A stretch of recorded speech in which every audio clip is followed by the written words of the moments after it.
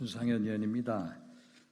경제는 타이밍이다. 그래서 미국처럼 금리 인하 시기를 놓쳐서는 안 된다라는 말씀을 드리러 이 자리에 섰습니다.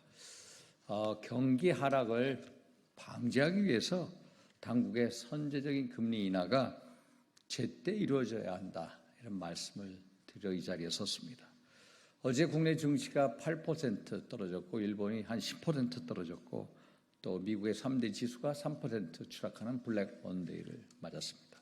오늘은 기술주 급등으로 또 이제 반전이 이루어졌습니다만은 미국발 경기 침체에 대한 우려 그리고 일본은행의 금리 인상에 의한 엔캐리 자금의 기환 또 미국의 장단기 금리 차의 반등 그리고 이란과 이스라엘의 전쟁의 가능성 등이 폭락장의 원인으로 꼽히고 있습니다만 가장 큰 문제는 실기한 금리 정책이 중심에 있다라고 저는 생각합니다.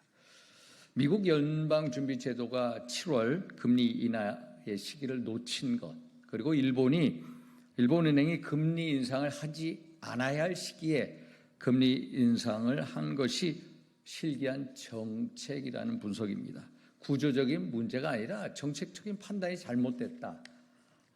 이것이 이런 주요 원인이라는 말씀을 드립니다. 경제는 타이밍입니다. 경제정책 효과는 시간을 두고 나타나고 있기 때문에 그 기간을 고려해서 선제적으로 정책을 수립해야지 즉각적인 효과를 염두에 두고 시행하면은 제때 정책이 작동이 안 됩니다.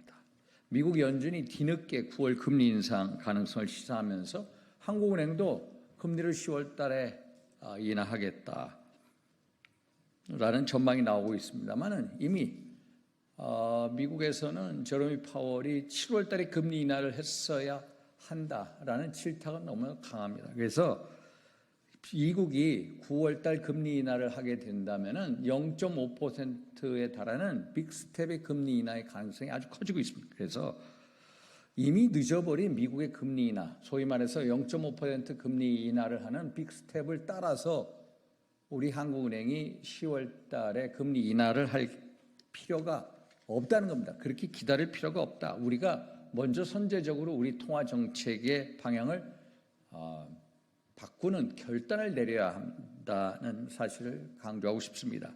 긴축기조 유지를 하되 부동산, 가계부채 등의 위험 요인을 DSR 등을 통해 관리하고 또 기준금리를 인하해도 부작용을 최소화하면서 소비, 또 투자 등 내수회복의 불씨를 살려낼 수가 있기 때문입니다.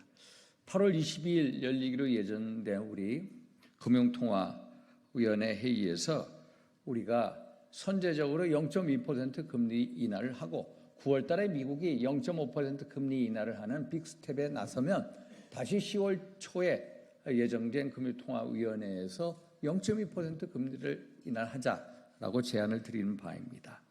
코로나19로 인해서 엄청난 영업 손실을 대출로 감당해오는 또 고금리 고물가에 허덕이는 소상공인 자영업자, 취약, 차주의 고통을 빨리 경감시켜 드려야 됩니다.